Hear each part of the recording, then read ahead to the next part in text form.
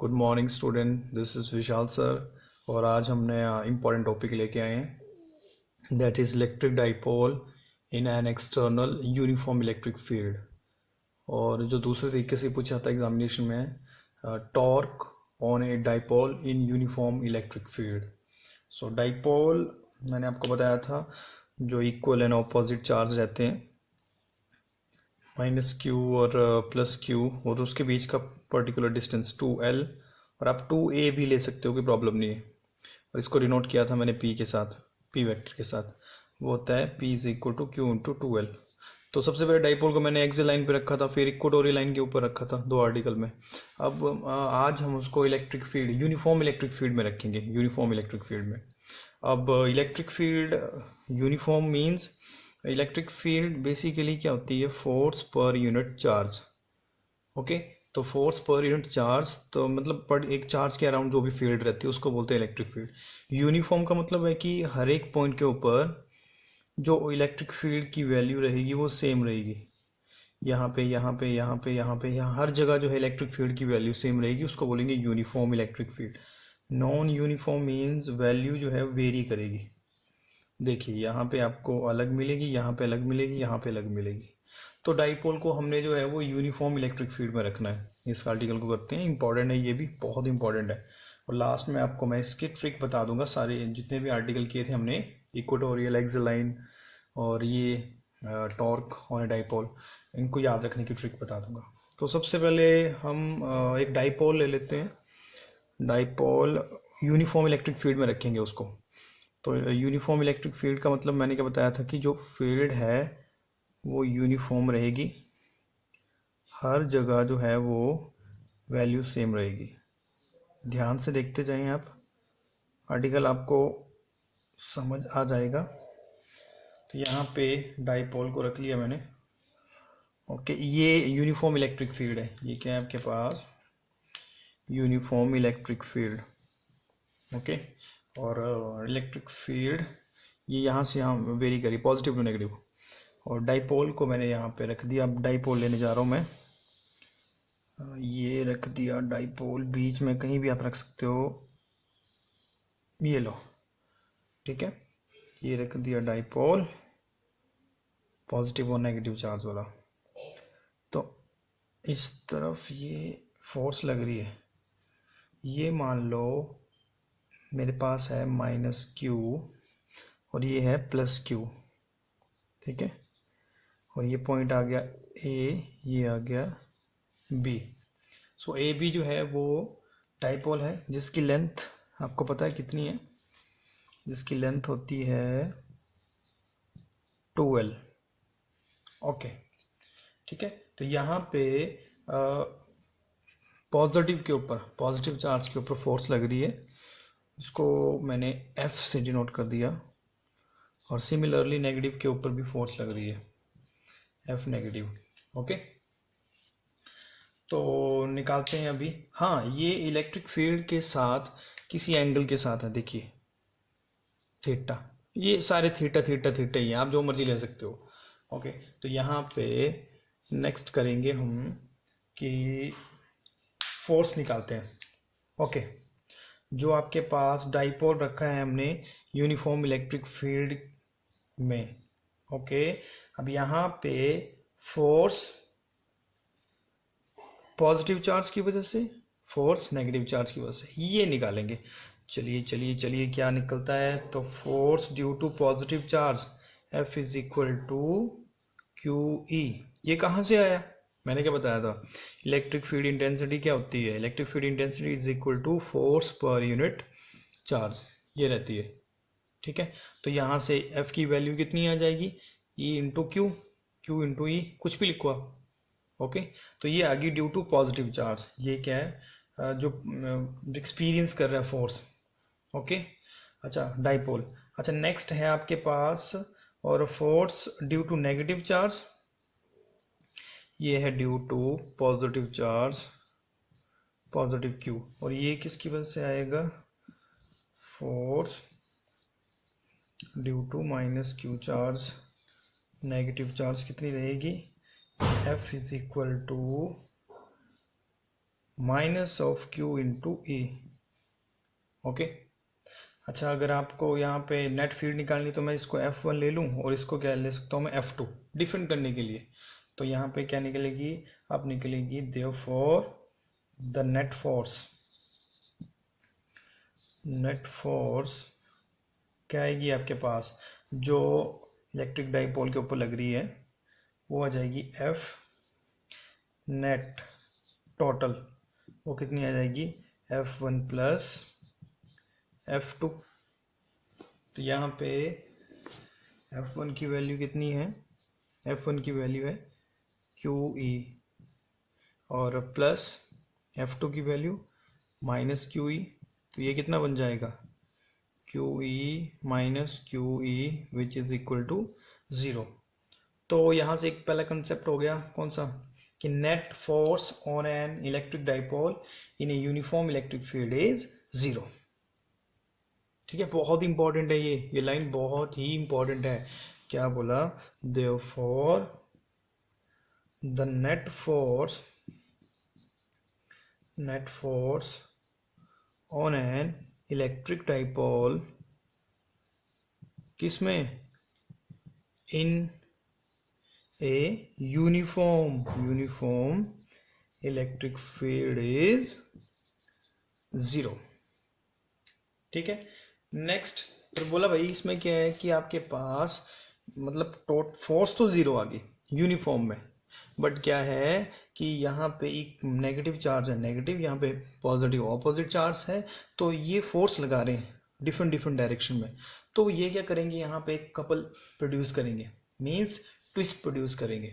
Twist मतलब ये इसको फोर्स जो है, ये देखिए इस पॉइंट पे यहाँ को फोर्स लगेगी, इस पॉइंट के ऊपर यहाँ को फोर्स लगेगी पीछे को, तो वो ट्विस्ट होगा, वहाँ पे टॉर्क लगेगा। ठीक है, तो उस टॉर्क को हमने निकालना है। तो वही तो आर्टिकल का torque on and dipole in uniform electric field.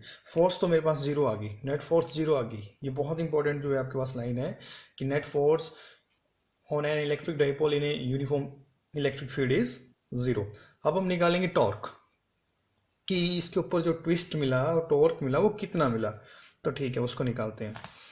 तो टॉर्क की आपको डेफिनेशन आनी चाहिए, मतलब पता होना चाहिए टॉर्क क्या होता है।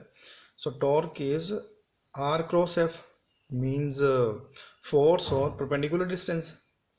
चलिए निकालते हैं उसको भी। तो नेक्स्ट जो है हम क्या निकालेंगे, torque. So torque is equal to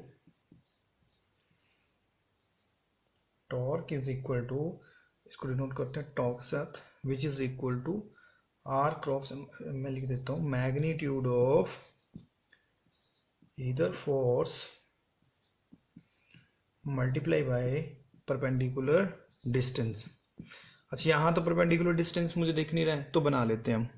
ये ले लिया मैंने परपेंडिकुलर डिस्टेंस। ठीक है, ये लो, ये A पॉइंट, ये B पॉइंट, ये हम अपनी मर्जी से मान लेते हैं, C मान लेते हैं इसको। तो ये परपेंडिकुलर डिस्टेंस आ गया। ठीक है, ड्रॉ कर दिया परपेंडिकुलर डिस्टेंस। तो मेरे पास क्या होता है, torque is equal to magnitude of either force. तो मैग्नीट्यूड क्या बताया था मैंने, F1 क्या था मेरे पास, F1 था, F1 is equal to QE और F2 which is equal to minus of QE। अगर मैग्नीट्यूड में मैं लेता हूँ तो दोनों क्या आएंगे, पॉजिटिव, तो इसलिए कोई भी ले सकते हैं। मीन्स मैंने ले लिया F1 ले लेता मैं। सो QE multiply by perpendicular distance. तो यहाँ पे थीटा, ये थीटा के सामने वाली क्या होती है, परपेंडिकुलर। तो यहाँ पे आपके पास कौन सी लाइन थी, BC। ठीक है, नेमिंग आप कुछ भी कर सकते हो, कोई प्रॉब्लम नहीं है। तो यहाँ पे QE की वैल्यू, अच्छा BC की वैल्यू पता है मुझे, नहीं उसकी वैल्यू तो मुझे नहीं पता है। ठीक है, निकालते हैं इसको। सो इक्वेशन नंबर ये कौन सी आ गई, फर्स्ट। अच्छा चलिए, फ्रॉम ट्रायंगल ABC। ठीक है, अब हमने जो निकालना है यहाँ से वो क्या निकालनी है, BC निकालनी है। सो जो निकालनी होती है उसको ऊपर लिखते हैं, जो पता होती है उसको नीचे लिखते हैं, जो भी बनेगा, साइन कोस टेन कॉट कुछ भी। ठीक है, देखते हैं ए बी सी में क्या निकालना है मुझे, बी सी निकालना है। ओके, बी सी निकालना है और पता कौन सी साइड है मुझे, देखिए कौन सी जो है साइड पता है मुझे, ट्रायंगल कौन सी, ए बी सी, इसमें से बी सी निकालनी है और पता कौन सी, ये पता है मुझे, ए बी पता है, कितनी है 2L है, तो मैंने लिख दिया ए बी। तो ये क्या बन जाता है, ये थीटा के सामने वाली क्या होती है, परपेंडिकुलर, परपेंडिकुलर ओवर हाइपोटेन्यूज, क्या बन गया ये, perpendicular over hypotenuse sine theta. ठीक है, पंडित बद्री प्रसाद हरर बोल यूज करके आप लगा सकते हो। यहाँ से बी सी की वैल्यू कितनी आ जाएगी, B C is equal to A B sine theta, और ए बी की वैल्यू पुट करो 2L साइन थीटा। अब क्या बन जाएगी, therefore equation 1 become therefore equation 1 become torque is equal to Q E into 2L sine theta. अच्छा, यहाँ पे आप देखो मैं इसको अलग कर रहा हूँ और Q और 2L को अलग कर रहा हूँ, Q इंटू 2L इसको अलग कर रहा हूँ, और बाद में बच गया E sine of theta. So what is Q into 2L, ये होता है आपके पास डाइपोल मोमेंट। ठीक है, P वो हमने किया है, सो Q इंटू 2L की जगह क्या आ गया मेरे पास, डाइपोल मोमेंट P। तो मैं क्या लिखूंगा यहाँ पे, टॉर्क इज इक्वल टू, इसकी जगह क्या आ गया मेरे पास, P E sine of theta. तो ये आ गया मेरे पास टॉर्क। फोर्स कितनी आई थी, 0, टॉर्क आ गया ये। और इन वेक्टर फॉर्म में देखिए क्या आता है, वेक्टर फॉर्म में आ जाएगा torque is equal to P, अच्छा यहाँ पे देखिए साइन थीटा है तो आएगा P क्रॉस E, बिकॉज अगर मैं ये क्रॉस प्रोडक्ट खोलूँ तो क्या आएगा, PE sine of theta. Okay, तो नेक्स्ट है कि आपके पास, अब यहाँ से मैं इसके स्पेशल केसेस निकालूंगा। ठीक है, ओके, तो स्पेशल केसेस भी कई बार एग्जामिनेशन में पूछे जाते हैं और बड़ी बार उसमें एक नंबर के जो है वो क्वेश्चंस आए हैं। स्पेशल केसेस में आप क्या करेंगे, स्पेशल केसेस में देखिए ये है इक्वेशंस जो मेरे पास आई थी, if theta is equal to 0 degree then torque is equal to कितना बन जाएगा, PE साइन 0 डिग्री, और साइन 0 कितना होता है, 0, सो टॉर्क कितना आ गया, 0। ओके, इस जब आपके पास थीटा 0 डिग्री होता है टॉर्क 0 आएगा, ये होगा मतलब जो इलेक्ट्रिक डाइपोल है, means electric dipole is in stable equilibrium. ठीक है, ये इक्विलिब्रियम का साइन है। Next one, if theta is equal to 30 degree तब then torque is equal to, निकाल लीजिए, P साइन 30 डिग्री, तो वो कितना रहता है, P साइन 30 डिग्री कितना रहता है, 1/2, तो ये हाफ हो जाएगा P/2। ओके, अच्छा नेक्स्ट है आपके पास, if theta is equal to 90 degree. अब देखिए क्या आता है, if theta is equal to 90 degree then torque is equal to PE sine 90, and sine 90 is 1, बिल्कुल, सो ये आ जाएगा PE इंटू 1, तो ये आ गई इसकी मैक्सिमम वैल्यू, मैक्सिमम। तो यहाँ पे क्या आ गई थी, यहाँ पे क्या आ गई थी, हाफ ऑफ मैक्सिमम, क्योंकि मैक्सिमम आई है PE, ये देखो इसका हाफ हो गया, तो हाफ ऑफ मैक्सिमम आ गई। अच्छा, और केस क्या हो सकते हैं, if theta is equal to 180 degree, वो निकालते हैं, if theta is equal to 180 degree, उसमें क्या निकलेगा, उसमें निकलेगा if theta is equal to 180 degree. चलिए तो निकालते हैं इसमें भी। नेक्स्ट है theta is equal to 180 degree और इसमें P साइन 180 डिग्री। तो साइन 180 डिग्री कितना रहता है, वो रहता है 0। तो यहाँ पे अगेन टॉर्क कितना आ गया, 0। टॉर्क एक बार आया था आपके पास जब थीटा था मेरे पास 0 डिग्री, उसमें भी टॉर्क 0 आया था, उसको मैंने बोला था ये है स्टेबल इक्विलिब्रियम। और जब 180 डिग्री पे होगा उसको बोलेंगे अनस्टेबल इक्विलिब्रियम। ठीक है, पूरा लिख देता हूं,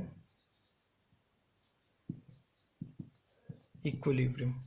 तो ये क्वेश्चन आता है, आया बड़ी बार कि जब theta is equal to 0 degree होगा तो ये क्या हो गया, स्टेबल इक्विलिब्रियम। जब theta is equal to 180 degree हो गया तो ये आ गया अनस्टेबल इक्विलिब्रियम।